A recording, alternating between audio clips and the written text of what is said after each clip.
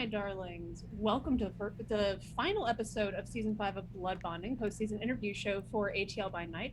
I am your host, Emily Thomas, and tonight is our last episode for Season 5, which is why we have this amazing crowd, including a surprise guest. We have our storyteller, Ellie Collins. We have our Tremere, Anton, played by Zachary Vaudo, and a formerly absent Banu Hakim, Cyrus Ibn... Cyrus Ibn Muhavara Beni Aftab. Thank you. There it is. Who is played by Dustin Fletcher. I forgot to write down your last I name. studied that name so much when Dustin gave it to me. I went, all right. Yep, I'm gonna make you say it. Ryan. Just Ryan. Ryan. As a reminder, this is a post-season show, so there will be spoilers for content of Season 5 and previous seasons, since we have Dustin here for, I think, the first time since Season 3? Yeah. Yes. Yeah. So, if you'd like to avoid spoilers, go over to our YouTube, rewatch all of Season 5, and then come back here for juicy secrets. A couple of announcements. Make sure you check out rusted-icon.net. That's rustedicon.net for our Noshri Camarilla pint glasses. They are beautiful. They are red. They can make you look like you're drinking blood, like the vampire we know you want to be. atlbynight.net for our Lost Childer play guide. Patreon.com/atlbynight for our Patreon, which will give you access to our play-by-post server where you can play online with some of your favorite vampires from ATL by Night. And for more links, including our TeePublic and more ATL by Night content, check out our link tree, which should be posted in the chat. It is. Haha! I finally got it down, which means I will mess up again next time you see me.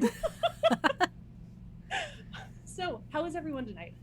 Really good. Excited to be on here finally. I miss doing the show. Anytime we go into off season, I just anxiously wait for blood bonding and then for family game night. That's because we get some of the juiciest gossip from this, like who would kill whom first. I've been listening to that, and I've been silently judging all of the parameters that everybody's choosing. I appreciated Hex saying, "I don't want to kill them, though." It's like, yes, but if you had to. Right. Everybody else is like, "No, I got my numbers. It's good."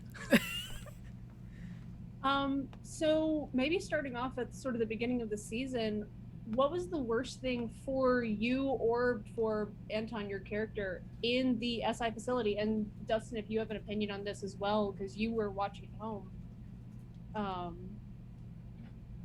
Just overall.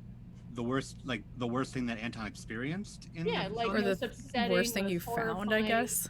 I mean, most arguably disgusting. the worst thing that I found would be the onion blossom tremere that was on the table. That is a way to describe it. I was vivisected. Pretty, Quick, that's what's pretty the Russian disturbing in word general. for bloomin' onion? It's blooming onion. Bloomin' onion. But probably the worst thing for Anton in general is, I don't remember what floor it was, but it was the floor that had a ton of rooms in it that neither Jackson nor Hex wanted to go down. I think nobody else did either. And so Anton just straight up doesn't know what's in there I do. at all. So the worst thing for Anton is a secret. The worst thing for Anton is a secret that the SI still has, because he tried to take pictures of everything. And there's an entire floor he has no pictures of, no knowledge of. I don't want to know what's in there. That's a problem. Yes, for you me. do.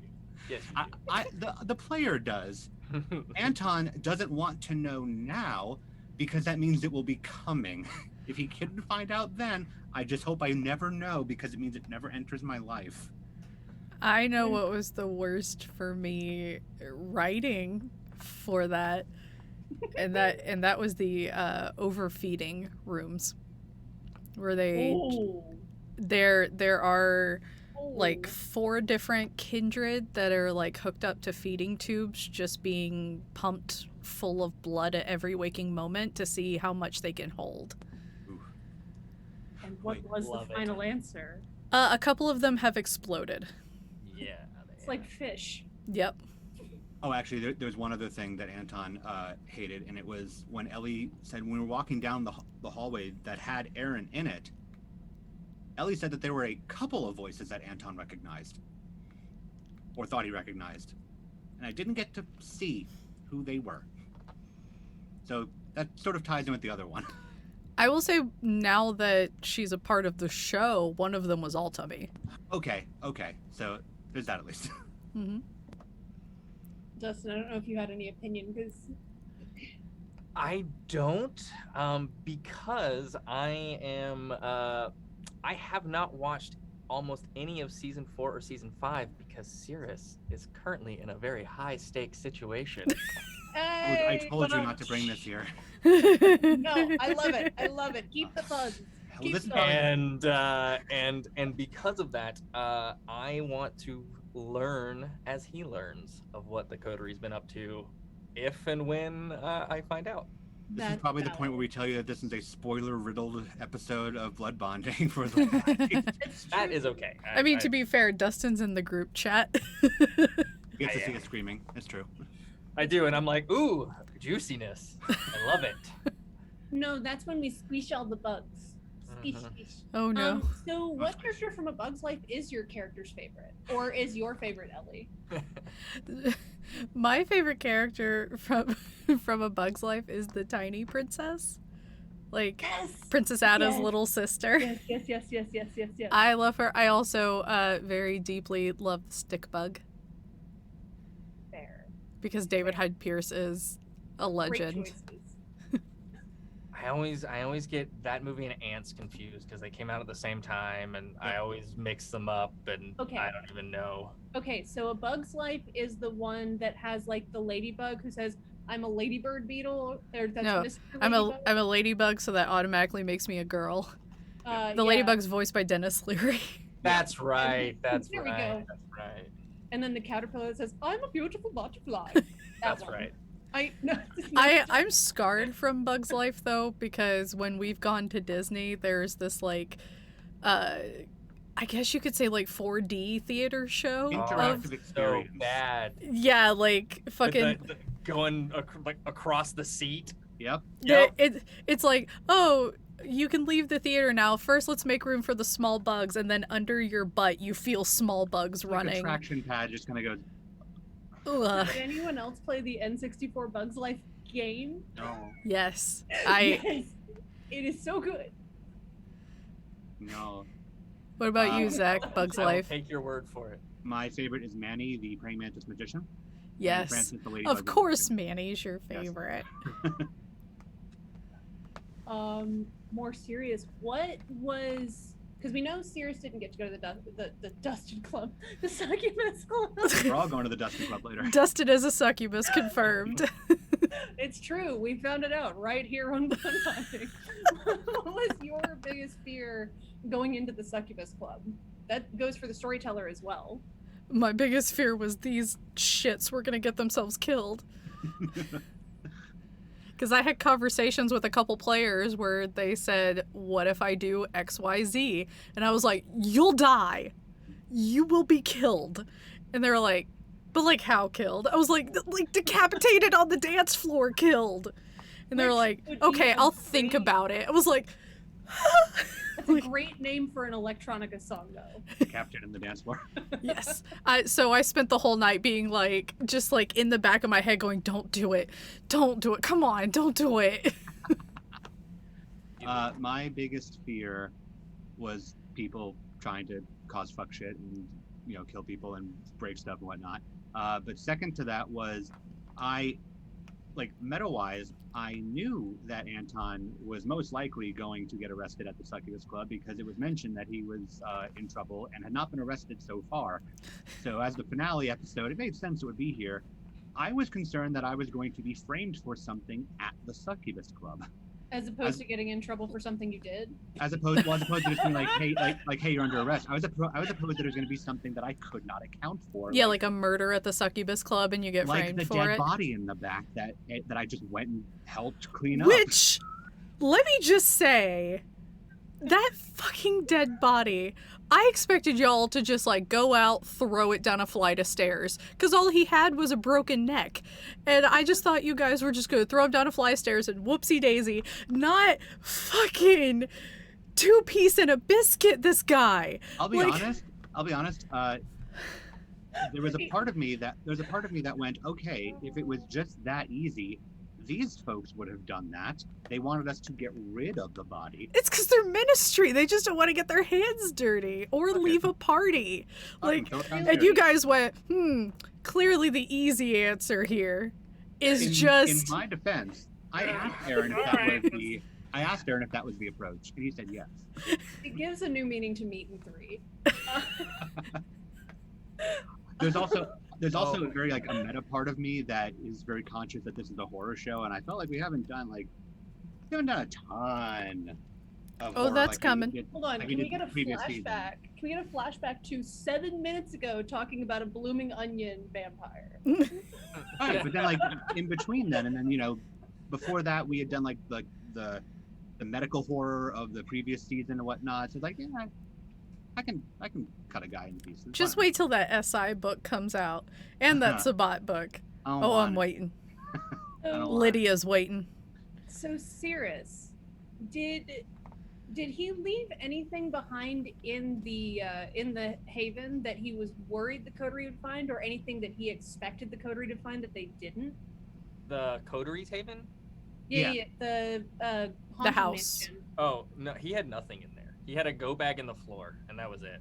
We found that. So he kept nothing in that house. Like, yeah, to him, he didn't live in that house. No, he had.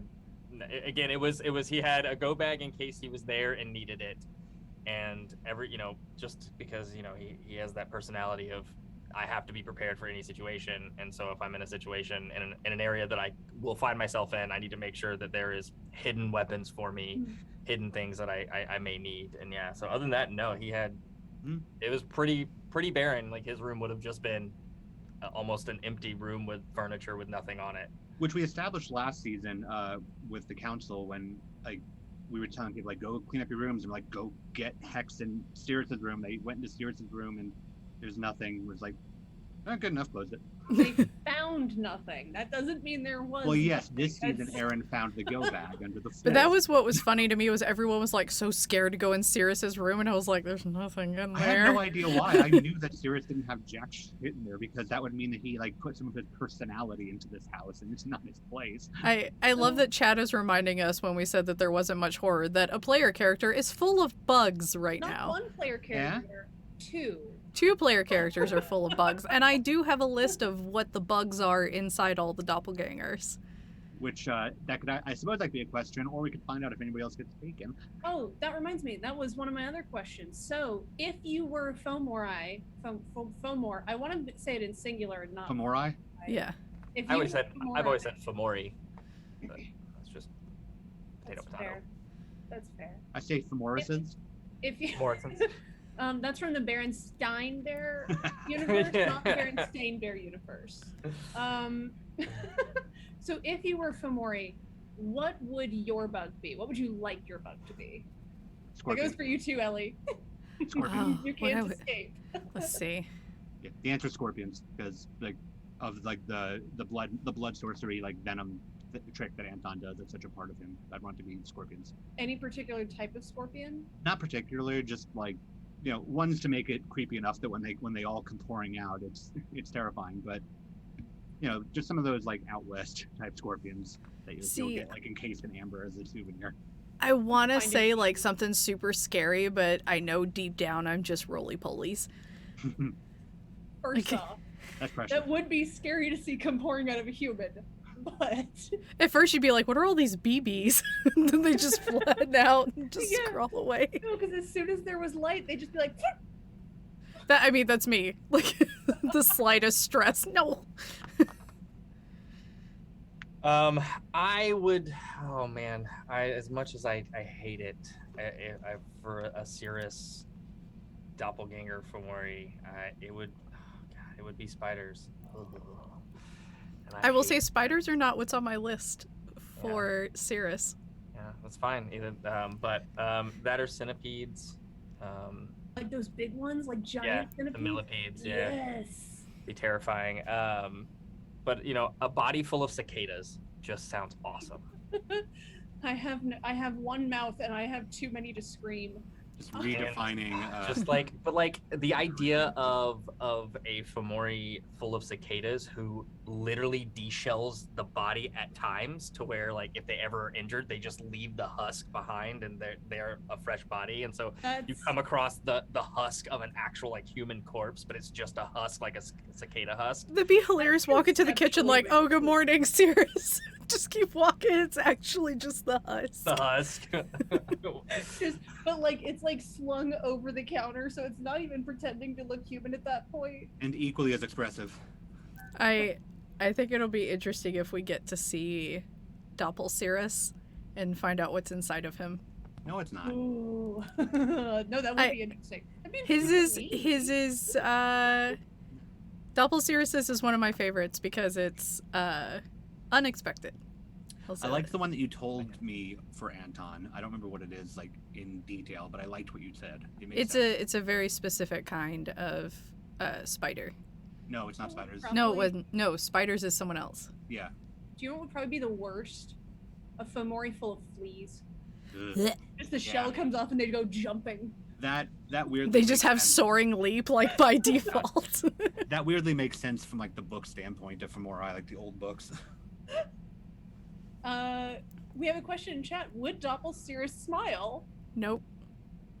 Because that's something that giveaway. Altami kind of touches on, is that they are born and raised in that facility and their entire life is learning to copy the other person, which is why they have a lot of historical information and no recent information, and they can mimic, like, essentially Altami and Aaron, because of how intensely they're raised in there, they are Thomasina and Aaron. That's all they know, which was kind of the heartbreaking thing with taking Thomasina's identity away from her, because now she's trying to find a new identity via being Altami. Now, Ellie, if I recall correctly from the title sequence, Cyrus's folder specifically has a bunch of question marks on it. So how much do they actually know about him? You'll have to see. It would be a real shame if the sire that we can, if Cyrus's sire, who we can't trust, who is definitely working with Lydia, gave information to Lydia, who then gave it to the people she's working with. Whoever that would imply is. it going all the way back to the Second Inquisition, which is Lydia is not connected with the Second Inquisition. Yep. I'll say that. Oh, I thought she gave something to the Second Inquisition. No, there was a lot of theorizing that Lydia like cattle herded us to the Second Inquisition building, and thus they were somehow connected. And like, I as a player and as Anton went hell no on that. Yeah, no, that was Lydia saw where they went and went, no, just like booked it. That's pretty much what I assumed, because like there's absolutely, like, even if they're a new Sabbat, there's no way that they're gonna be like, hey, you know those guys that just like totally fucking trounced us a decade ago? What if we just like play nice with them? Yeah, that's not a Sabbat tactic. Yeah, I can see that. So, and Cyrus, you may or may not have an opinion on this. If you, what do you want your defense to the prince to be? Your legal defense of you, Anton, and Cyrus, if you have an idea, or Dustin, if you have an idea what Cyrus would make it, what would you want to try and make Anton's defense be if you were defending him at trial? Quick, come up with a legal defense on the spot. I'm from my conversations with Ellie. I'm trying to remember why Anton was arrested. I think it was Sabbat double agent or stealing. Yeah, I've been accused of being that. He's been accused of being Sabbat. Yeah. I mean, Cyrus's defense would probably be like, sometimes when you do a job, you have to go deep undercover. Are you sure that he is, or is he not? Because in order to get the mission done, you have to do things. It would be all like mission militaristic based, using tactics and other things like that. Try to play fact. I mean, especially if he's going again to convince Alpha, it's going to be brute strength, logic. That's not a bad approach, actually. And then, Anton, what are you going to try to convince Mel to make your defense? You're gonna have to find out in season 6. Good. I will say though, the reason Anton like went so easily is because when he heard specifically what he was being accused of, internally he thought, that is the stupidest fucking thing I could be accused of being. Let's do this. And I'm just excited because, like, Zach and Brittany are two extremely smart people. And this is going to be a season of me doing everything to just ruin that and fight them on it. And, like, to me, that's a extremely fun challenge. Like, I'm looking forward to the challenge of tripping them up, catching them in things. Like, and I think it's that I think it's because I got to play an SI director in a different game. Oh yeah. And doing an interrogation of one of the kindred who was a former SI officer, because it was very, where have you been the last 2 weeks, blah, blah, blah. And then, like, just kind of notating down each thing he said, and then just doing the rapid fire questioning, and then being like, and why do you smell like smoke? Because they just came from a house fire. Yeah. And just, like, that was so much fun because it was just that back and forth with the player, and those kind of moments are really fun. I like moments with players where we can, like, scream at each other and yell at each other. Like, Alejandro versus Pippa was one of the most fun times because, like, Hannah and I have played characters that have fought before, so we have that, like, inherent trust with each other to, like, we don't really get upset at each other. We know, like, go as hard as you can. And so, like, those arguments with Pippa were so much fun. And so I'm looking forward to that with Anton and Mel, of just, like, this is a fight. Let's do this.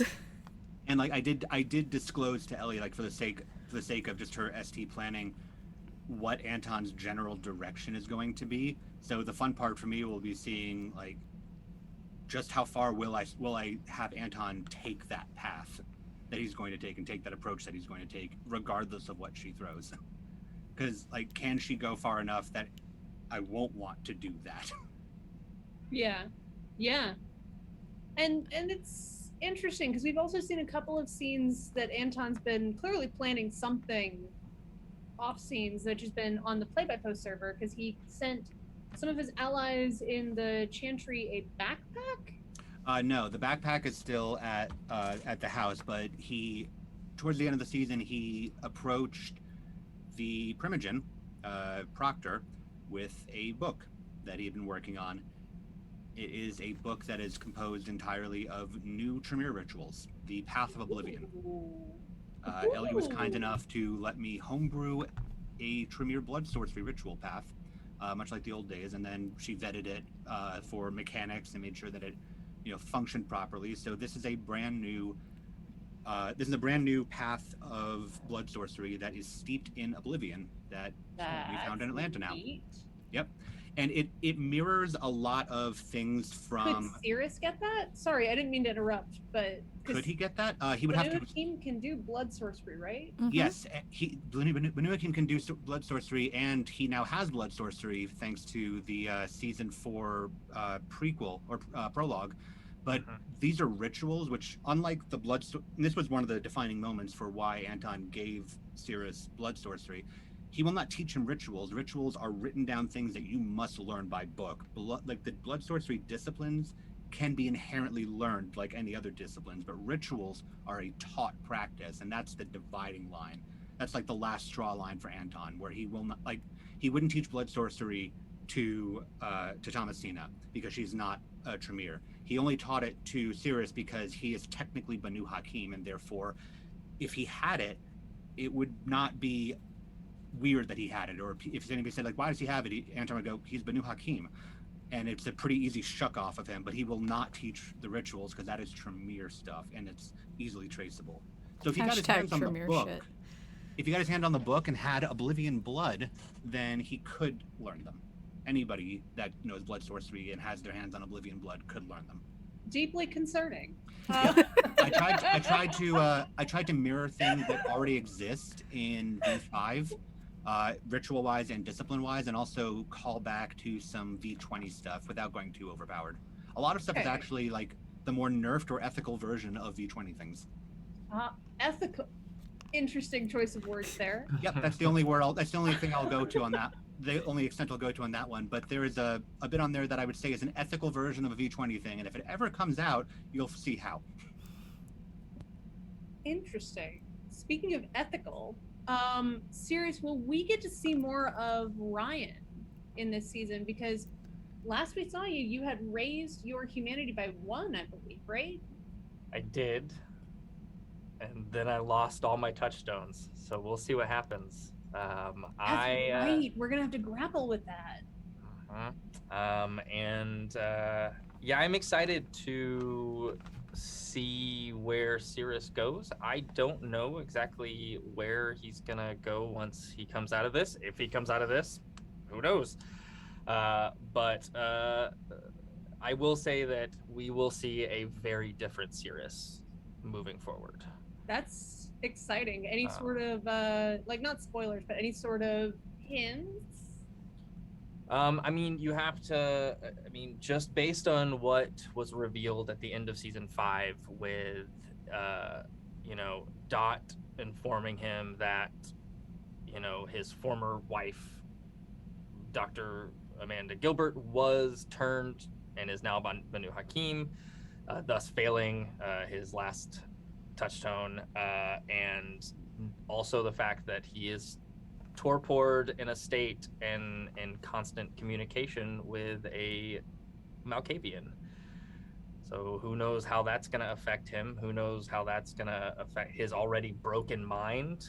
Because his personalities of Cyrus and Ryan, and the memories that he kind of got from the visions when he first encountered Dr. Gilbert in the vignettes from season 3. I don't want to go too much, but I'm excited to see how it plays out, and the very different Cyrus that we'll see if and when he comes out of that basement or wherever he is. I'm very excited because there are plans that pave a way for Cyrus to return, and they excite me greatly because they are intense. Now, I can't remember, because Banu Hakim does not come with Dominate by default. Does Cyrus have Dominate? And is he going to go for, like, getting Dementation to sort of satisfy that Malkavian part of his mind? He does not have Dominate. I believe, I haven't looked at his sheet in so long. I think the only thing that he got from the Malkavian side was Premonition. Yep, you got Premonition from Catherine. Okay. Which is how the whole memory walk and everything started down the path in that vignette, was from Premonition, a spin-off of Premonition. That makes sense. I never made that connection. But I don't know. We'll have to just wait and see what happens and the direction that he's pulled. And I mean, there's a possibility that the coterie could completely reshape him based on where he is now.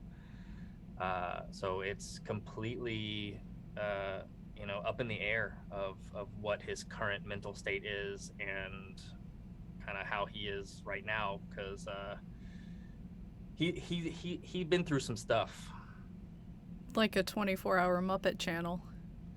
Yeah.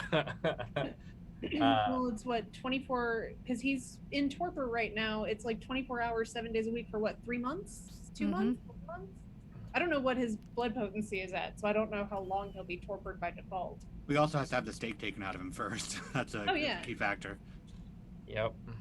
I do see Hannah in chat, and she was wondering if Pippa saves Anton from final death, will he teach her all the fun rituals from his new path? From forever nappy time.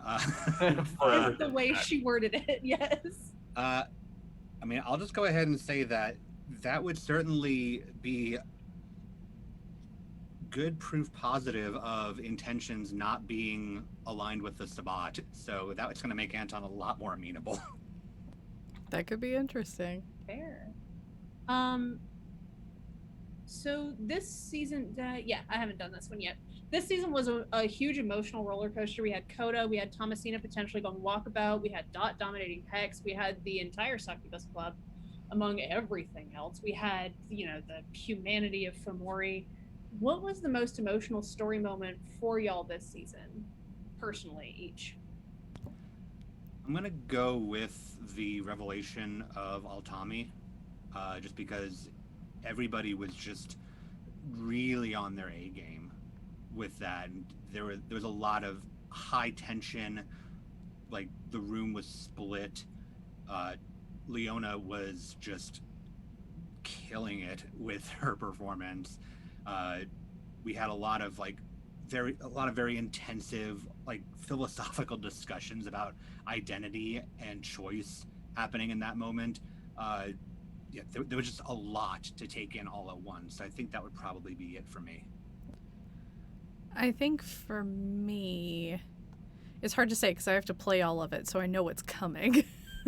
But I think Coda, talking to them about what she deals with having the Madness Network open at all times, and just the struggle for her that she constantly feels like she's invading people's privacy and that she can't make friends because she'll always be violating their trust.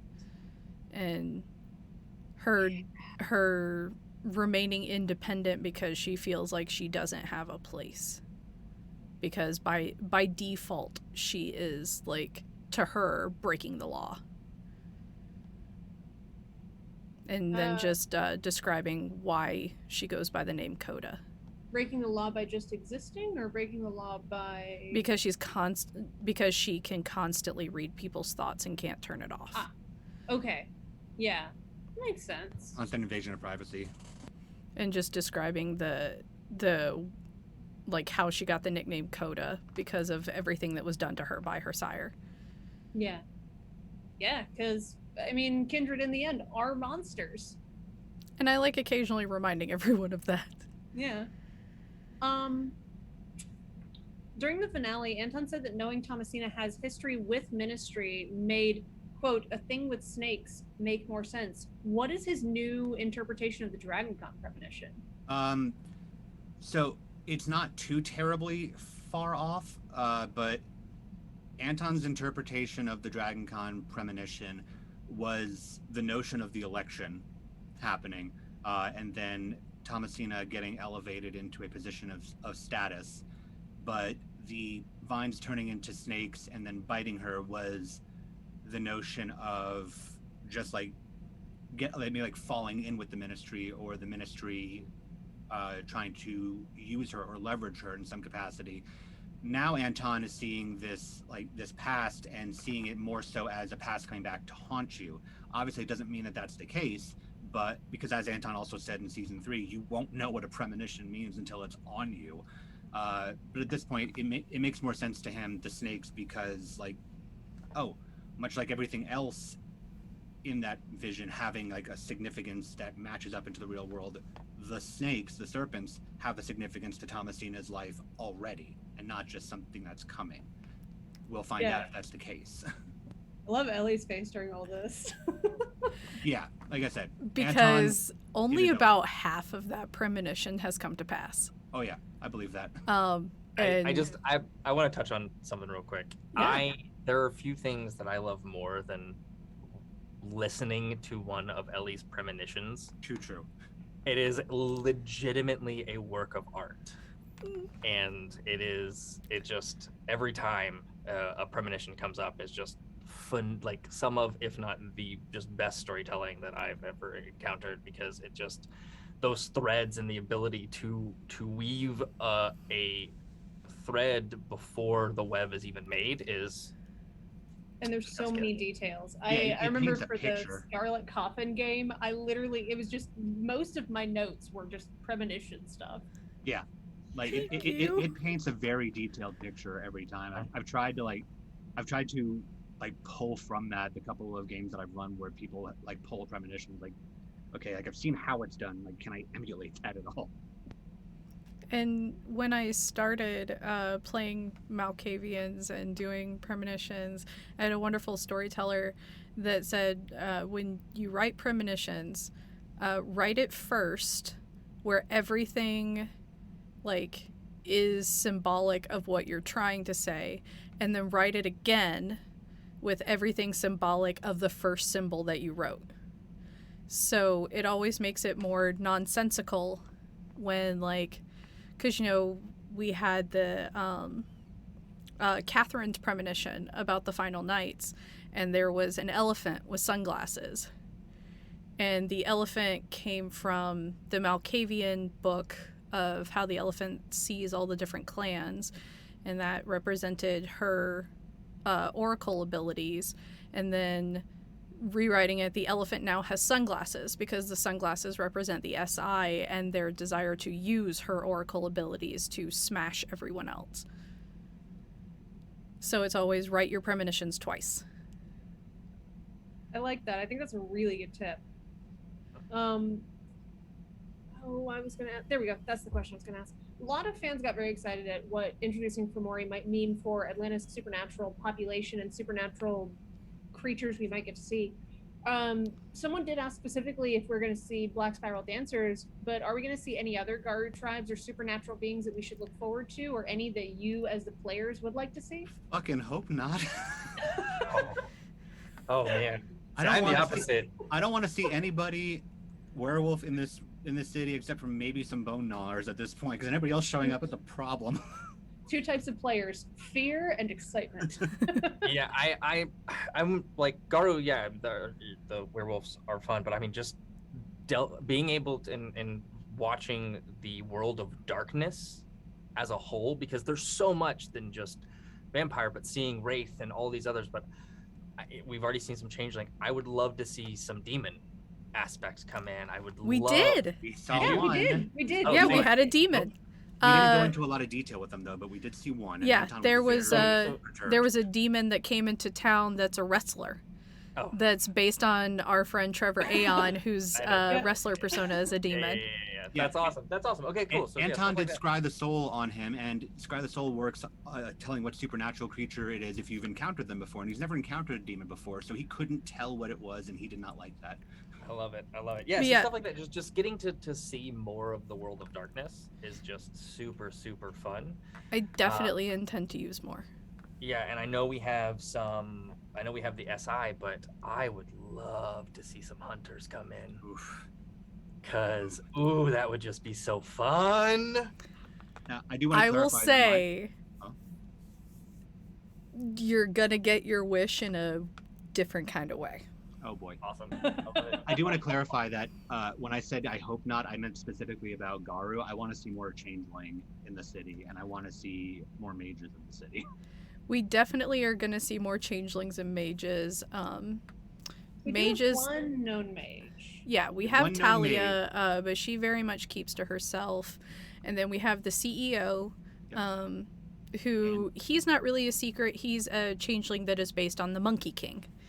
And there is a changeling from Anton's backstory, very briefly, but no clue where they are, if they still exist in the city anymore. And there are some more changelings, but I very much, if I had my druthers and if they're available, I have someone that I want to bring in to play the CEO. Very exciting. Yes. Because I would just very much like not even just to show what's in Atlanta, but categorically, vampire is the weakest splat of the world of darkness. Yeah. Like, if you put mechanically, you mean? yeah, mechanically Power-wise. they are Yeah. the weakest. So I don't want to just show that there's more in Atlanta. I want the coterie to have to contend with the fact that there's a lot of them, but they are still very much the bottom of the food chain. Yep. You know, and have to Interesting, contend with meeting one changeling that could wreck their shit and then realize that there are more. We arguably did already. Like, we met one, I met one changeling that could wreck all of our shit, because I know what kind of changeling it is. That one mage, that one Euthanatos, could wreck all of our shit. Y'all haven't that's even just how seen it her works. gun. No, they haven't seen the gun. But yeah, like, vampires kind of, vampires are kind of like humans, in the sense of there are a lot of animals out there that can absolutely fucking destroy us. We just outnumbered them. Mm-hmm. And we have more of a society structure. Yeah, the stats for like I think bears and horses in the core book are actually like they're accurately powerful. Like a horse could easily break a person's like ribs and kill them. And a bear obviously is going to win a fight with a human every day. But yeah, like bear, a 1v1 with a bear versus a kindred is a relatively even match. Oh yeah. And I do not want to bring in Black Spiral Dancers, personally. They're too OP. So overpowered. But I want to have more Garu. Garu with Atlanta, for anyone who's been to Atlanta, is going to be a touchy subject because Garu do not like places that stench of the worm. They don't like places that lack a lot of nature, and we do not have that in Atlanta. Even Piedmont Park is like, you get 5 trees and like 3 acres of flat land. Yeah, Chattahoochee like Nature maybe, Trail and the Silver Comet Trail. That's yeah, like we go to Blue Ridge Mountains or Arabia Mountain north of Georgia. Oh, Then, I you're love gonna Arabia probably Mountain. Yeah, if you go, climb Garu. which would be a thing, like you're just like, oh, there's only glass walkers in Atlanta, and then you go up to like Helen, and it's like, what up, bitch? Like, yeah, you go to Arabia Mountain, you're gonna run into some red talon, I imagine. But please stay over there. yeah. So it's very much like Atlanta is difficult to reasonably put werewolves into because the city by nature is something that Garu would not want to be involved with. They would just look at Atlanta and be like, gross, Yeah, and leave. And that's Bonar why, at the most. and that's the thing is like most Garu clans don't like the Glasswalkers, which is why they're able to have their club and exist in peace in the city because it's like nobody else wants to be here. We thrive in. Yep. But Mooney is very well aware that her position of power in the city only extends to the perimeter. That the second she's out of the perimeter, she is fucked. Yeah, and that's like I don't want to necessarily say that we've got a domain map for the play-by-post server as well for the Camarilla, and even the Camarilla, it's a big territory. It's a huge territory, but it just goes to the perimeter and Lake Lanier. It's not spreading out into like Six Flags area. It's not spreading out like past Marietta into like Dallas. Mm-hmm. It is. I want to amend my statement when I said only meant like Garu. That shit extends to like Macaulay and the fucking shark people and the spider people, all those shifters from Werewolf the Apocalypse. I don't want to see any of them coming through the city. I feel like Please no shark alligator people. I feel like shark people would struggle in Atlanta. Alligator people might be fine. Alligator people Joke's might be on you, fine. they all work at Zoo Atlanta. God, they do nothing. No, that's not true. One of them works at the aquarium. Not with Hawthorne there, don't. Hawthorne's just like chasing him out with a rolled up newspaper, like, you get the fuck out of here. Let's see. With everything that happened, what was your favorite moment from the players this season? Oh gosh. Just one, or like 5. You can pick 5. Top 5, listicle. I think I'll say 2. One is when Altami got revealed, because that got real intense real quick, and then was a very beautiful morality conversation of like, do you give the Fomori, like it's a Fomori, they're a construct, but they have a will to live, so do you honor that? And I thought that was a wonderful conversation. Chat Fomori writes. Yeah. No, I'm still stuck on Street Sharks. But and then my second favorite was Aaron in the Succubus Club. Just not having it with anybody, because like Aaron gets this reputation as Officer Good Boy, and he's not. Like, Aaron has been a badass from day one. He's just kind of quiet. And so getting to see Aaron just take none of anybody's shit, pouring his drink out in front of Elijah, like not accepting anyone's apologies, just seeing Aaron kind of finally put his foot down in such a definite way because of how much he's been through. So watching him go, this ends now, was so amazing to see from Tyler. He's such an amazing player. People forget that Aaron unloaded his gun into Catherine in season 1. Aaron has committed a lot of violence. Aaron tortured the first doppelgangers that you guys met. Yeah. The that head of the Other company. CEO. Yeah, the other CEO. Aaron tortured that guy and even like encouraged Jackson to dig his claws deeper just to torture him. Yep. Like, Aaron has been slowly becoming like very make Papa Alpha proud gangrel. Is it make Papa Alpha proud, or is it that La Sombra ruthlessness that's starting to bleed in? Who knows? So speaking of Aaron, I'm reminded of a question from last episode. We know Aaron has a list of the order he'd kill the coterie in, right? Oh, sorry, you were going to do a second moment. Never mind. No, that was my second moment. The first one Aaron was was all the second Tommy moment. reveal. Second one was Aaron at the Succubus Club. That's right. Yeah. So we know Aaron has his list of the order that he'd kill the coterie in. What is your list? Is this just the... I'll ask the same question. Is this just like the shepherds, or am I literally trying to kill 8 people in a row? It is just the shepherds. That's why I specified the coterie. Okay. Because the shepherds are the coterie. Technically, Jackson, Pippa, and Sybil are not part of the coterie. Technically. Okay, so assuming that Anton is just going full serial killer, trying to kill everybody, and thus, no holds barred sort of deal. As opposed to half serial killer. Well, as opposed to, like, I really don't want to kill you, but if I have to, then I will, considering all of his morality, if I'm just, like, wiping that off the table. And just a pinch of serial killing. As a treat. The first person would be Mel, because Mel has the most for Anton to gain from her. Like, and then I'm also just going to go ahead and outright assume that if I'm going in the full killing spree, like, everybody is getting Diablerized along the way. Mel has the most that Anton can gain in terms of disciplines, blood potency, generation drop. Getting potence will give him Arms of Aramin, which will make everybody else being taken care of a lot easier. Mm-hmm. Second and third, I don't know which order for them yet, would be Hex and Aaron, but I don't know which one's which. But they both go there because they would figure it out quickly if they were later on down the line.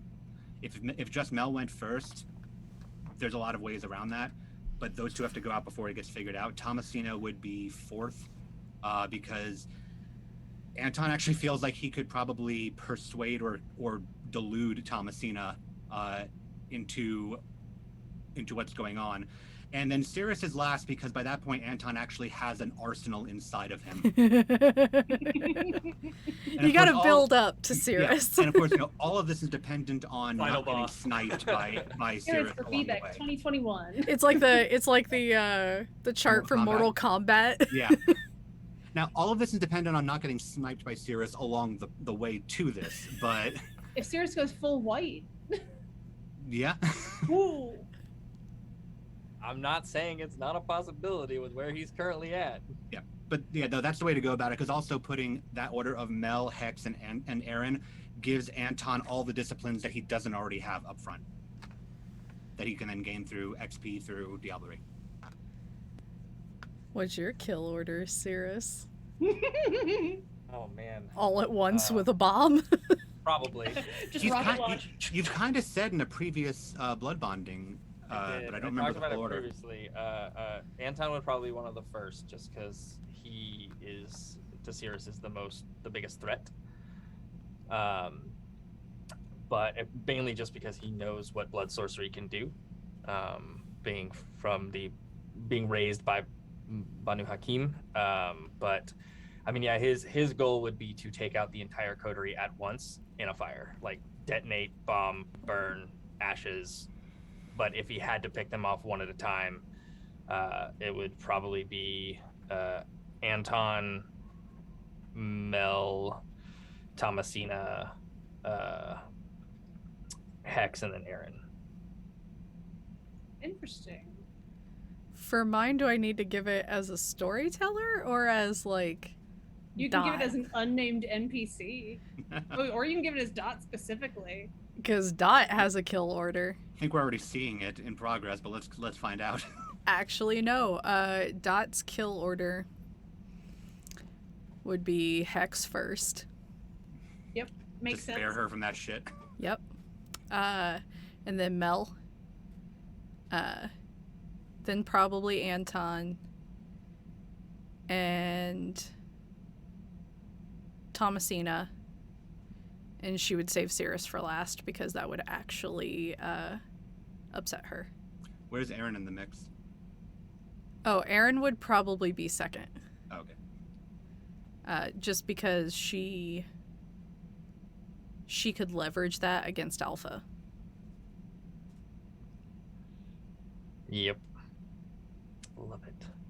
Yeah, she has no qualms with killing Hex because she's already done it. Well, and it takes less rouse checks to kill her than it does to dominate her. What's 17 more years? I can make a new one. Yeah, she because Hex took a big long fall off the top of Spaghetti Junction. She's like, that was easy. Figuring that out in season 3 and then just holding on to that until season 5 has been like a silent joy of mine as a player. Because I knew I'd have to drop it on Hex at some point. I just didn't know But when. does Dot have like an easy button that's just like, it's one of those, do you know those arcade games with the little pushy thing where you push the coins off? Yeah. Oh yeah. And she just has an easy button and it just does that with a car off of 85. So Dot was driving the car that knocked Oh. Hex off of Spaghetti Junction. Okay. I don't think I knew that. I don't think that got mentioned yet. It has not. It's Hex said, or I think it was said to Hex that she was just not driving Hex's car, driving another car. Yeah, Yeah. she was driving the car that hit Hex. Yep. Yeah. And the That car was specifically modded to flip it off of 85. That's honestly more hands-on than I thought. It had a sloped hood Nice. because she didn't want her to have a potentiality of survival. She had to fling her from the top. Yep. I need your chance to survive 0%. 0% chance. So I need to be sure. Let's see. We already got to that. Would Anton ever consider, and this can go for Cyrus as well, would either of your kindred ever consider just leaving Atlanta behind with all the trauma you've experienced there? Either going back to another country you'd been in previously or going to a place you'd been before, or would you want to go somewhere different entirely if you did leave? No. No. Well, Anton wouldn't go back to Russia in the first place. He left it on purpose. And Anton has a sunk cost fallacy with Atlanta. Maybe not a fallacy. Well, in the sense of, like, sunk cost fallacy in the sense of, like, it's been going for shit for so long, you have to win eventually. But it's cyclical. It's always cyclical. So Anton plays Powerball. Yeah. Anton truly would not leave this city unless there was no more city to stay in. Like, Atlanta has to burn again for Anton to not be here. That's big words. And there's a storyteller right there. She can hear you. I mean, if we're just suddenly going to switch over to like Marietta by night, then sure. But no, Anton has fought and bled for the city, and he's stuck to it until he dies or it does. Dustin, any thoughts on Cyrus? I mean, it's possible. I mean, he hasn't really no attachments to Atlanta. Not anymore. Does he have anywhere specific he'd go? Other than, into a deep depression? I don't know. Right now, it's hard to say because I don't know where his mind is. I mean, previous Cyrus would have gone back to the Middle East, to, Banu Hakim headquarters. But now, who knows? I have no idea what's going to happen or what will become of Cyrus. Yeah. Only time will tell, literally. He's completely unmoored from humanity. I'm very much looking forward to Dr. Gilbert. Uh-huh. So if Ryan had had his druthers, because I don't know if we've talked about this for Cyrus. I know we've talked about it with Anton. If Cyrus could have chosen his clan, or if you had thought about where they are now, do you think there's a better clan for him? Do you think Banu Hakim do you think he could have done better in a different clan or would have belonged in a different clan? No. Based on his human life, no, there was no other clan for him. He was bred to be Banu Hakim. Yeah, I don't think any other clan would have even targeted him. Yeah. Now, thinking about all the stereotypical stuff, from what I do know about Cyrus, all the stereotypes of what clans look for, like a Malkavian could have, sure, because they have no pattern, but apart from that, not really. Yeah. Well, and a Gangrel might have if he was like out hiking one day, but like, yeah, it's from a choosing perspective. So Zach, so aside from the actual charge that is being laid by the prince, what does Anton actually think he's in trouble for? Anton doesn't think he's in trouble for anything legitimate. He thinks that Dot pulled an "I know you are, but what am I" on him, which is why he thinks that this is so stupid and he's willing to go along with it. Because he said Dot sold us out to the Sabbat, and then Alpha shows up and says you've been accused of treason. It's like, okay, we're literally doing an "I'm rubber, you are glue" situation. Sure. Anton does not think that he's like legitimately in trouble for something that he did, and surely things will get leveraged against him for it. But I love Ellie's face this entire conversation. It's so good. I know, but the people on the ground cannot see the face of God, so Anton has no idea about any of this. He just thinks that Dot is pulling a really rookie fucking move because she has the power to do so and can like leverage other things to make it look like he did a bad thing. That sounds like dying words. I would never underestimate Dot. Anton already did, and look what happened, so hey. Let's see. I think I had one more. We already talked about the rituals. I'm just scrolling through all the questions I have listed because I have a lot of them now. How is everyone in character? Obviously, actually, here's a good one. Anton, how are you feeling about Jackson, Pippa, Sybil? But Cyrus, how do you think Cyrus is going to respond to Jackson, Pibbles everywhere? Pibble, Mr. Worldwide. For Jackson, I think Anton's made it pretty clear. Jackson proved his worth at this point. Like, he could still have like a good ways to go in terms of like part of the group and member of society, but Jackson stepped up with information and willing to fight and kill. So like that's a very logical step for Anton. It's what he saw during the final nights, is what are you going to do when you have this choice in front of you to like take that side or this side. So that like he's pretty solid there. Sybil, he is fascinated by because she has so much phenomenal cosmic power in itty bitty living space, and that is just, the concept is bewildering and interesting.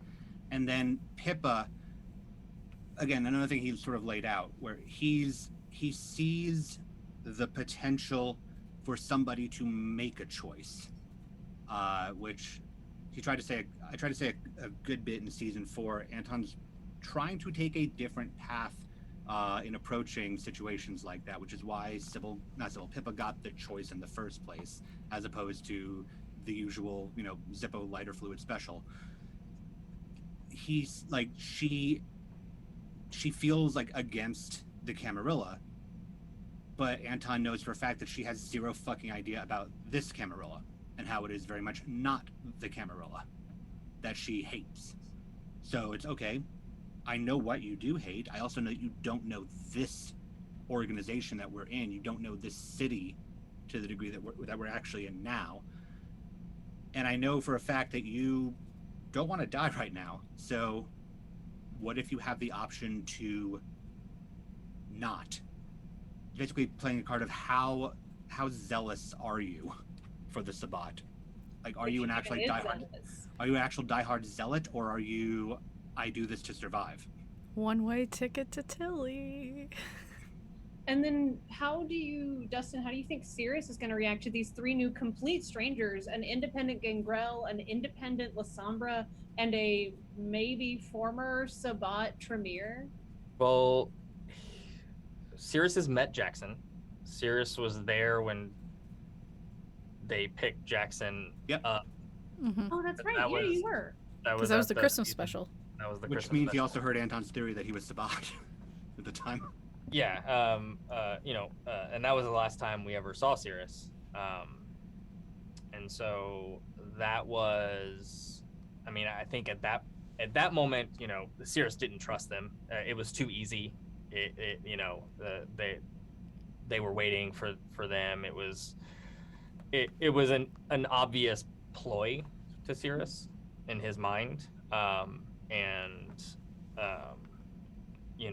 I think had Cyrus not been taken by Dot, he would have followed Jackson to the point where, if proven right, would have taken him out or attempted to take him out, or at least report back to Alpha. But I think, moving forward, I don't know. I don't know how Cyrus is going to react to anybody moving forward, including his own coterie. So Cyrus is yeah.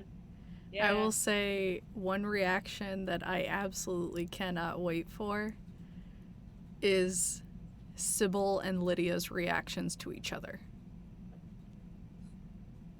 Given that it's, hey Lydia, here's kind of your daughter. And Sybil, here's kind of your mom. I don't think that'll go well, though. It's going to be extremely interesting. You made my dad cry. We know Ellie's favorite comfort snack, so I feel like this should be a quick one.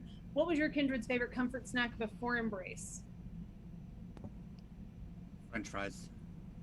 French Very fries? American thing to come over and experience.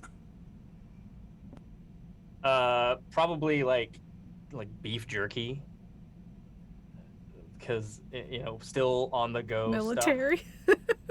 but MRE. better than the MREs that Oh no, that fucking beef stroganoff MRE's not that bad. It's not bad.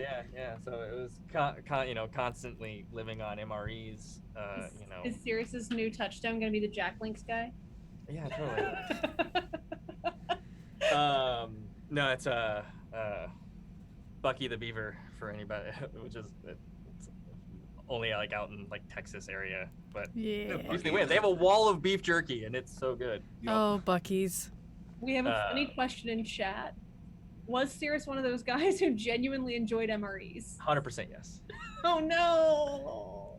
I bet he liked SOS. Yeah. Look, I was a kid that enjoyed eating MREs, so I enjoyed the process of eating MREs. The food wasn't that good, but the I process was amazing. I loved MREs. Now I need to know if Dr. Gilbert just fucking blew Ryan's mind with a legitimate home cooked meal, or if she was like, oh thank God I don't have to learn how to cook. He just eats MREs. They came home for a first date. She made SpaghettiOs, and he's like, "Oh my God, what'd you do? This is amazing." She's like, "Done. I'm marrying this guy." That's it. There it is. Backstory revealed. She made him some good old shells and cheese. The real backstory are the canned goods we cooked along the way. I'm being asked why I was eating so many MREs. I grew up in a military town, and the military surplus store had a lot of very easy cosplay supplies, and they would just have MREs. Now I need to know, is it not normal to have eaten a bunch of MREs as a kid? I have not. I did. Emily, I mean, we grew up military, so it was just I was always at the Army Navy surplus store because we need patches for costumes, we need airsoft guns, we need jackets, or when it's getting to the winter, the Army Navy surplus store has really good jackets. And that is true. I did get a great pea coat from an Army Navy store, but I grew up in Queens and Atlanta, and there's not a military like base or anything around here. So no, I did not grow up. Yeah, in there the Army. is. Not like in Atlanta, like in fucking Dunwoody. There's not a Okay. military base. Well, okay, so I actually have historical reasoning for this. There used to be a base much closer. That like there used to be a lot more military presence in Atlanta because they had a bunch of people and working then at Georgia Sherman Tech. happened. No, but no, but they had a bunch of people working at Georgia Tech in like the early 2000s. No, yeah, but yeah, As part of their GIS program. But that's Atlanta backstory. right. But that sounds like more down there. Like I was living out on like the top of the perimeter, away from the. Base. Yeah, You're, no, like, right I was next a to military Dobbins brat. At that point. I was close to Dobbins, but not close Dobbins enough. is a base. But the part Marietta I was in was not anywhere near Dobbins or Lockheed. It was further away. We're getting off topic. We're just talking We're giving about Atlanta military history. People don't know what Dobbins is. I'm just thinking about the cheeseburger Mac MRE right now. It's real good. No thoughts, only cheeseburger Mac MRE. And with that, I think it's a good time to call it for Blood. Head empty, only MREs.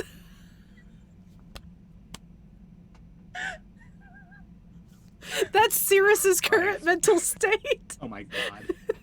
Cyrus is trying to drown out 1877 Cars for Kids by just reciting the MRE menu that he's gone through. Just in a checklist. It's not Cars for Kids. She is reciting Muppets. Muppets, Which, that's right. quick fact, that part that I read of the Muppets Christmas Carol as Catherine is the actual script. Yep. I have all of the scripts of the Muppet stuff downloaded, and so I was reading the actual opening to Muppets Christmas Carol. Okay. Cool. I'm specific in torturing Dustin. Oh god, yes. And Muppets. Yeah, I'm gonna come out and I'm like, where's my coterie? I dare you. I Please. dare you. Do it. Cyrus just inexplicably has a chicken girlfriend now. Everyone just leaves it alone. They're like, he's had a rough go. Your friend he looks like animal. He's like a chicken girlfriend, but it's just one of those honky, squeaky rubber chickens. Look, Just- every time Ian and I have been watching the Muppet Show, I've been wanting to like make an ATL by Night Muppet Show intro. This has devolved completely, and I love ATL by Night Muppet Show. Cyrus is going to wind up making a joke for the first time, and nobody's going to know how to react. He's going to just Fozzie Bear. Ah! Waka waka. Ah! Except for it'll be more like Head empty, only Muppets and MREs, and with that, he'll be like waka waka. MREs where the M stands for Muppet. Muppet All ready. right. Oh, dear. We're derailing this. We've hit gone that off hour. We've gone off the edge like Spaghetti Junction. So, don't forget to go to rustedicon.net for our Renatri Camarilla glasses. Don't forget to go to atlbynight.net for our Lost Childer play guide so you too can play like a Lost Childer. Patreon.com/atlbynight to join our play-by-post server and our Patreon server. And for more links, including our TeePublic and more ATL by Night content, check out our link tree, which we posted in the chat. Thank you everyone for joining us. We love you. Good night.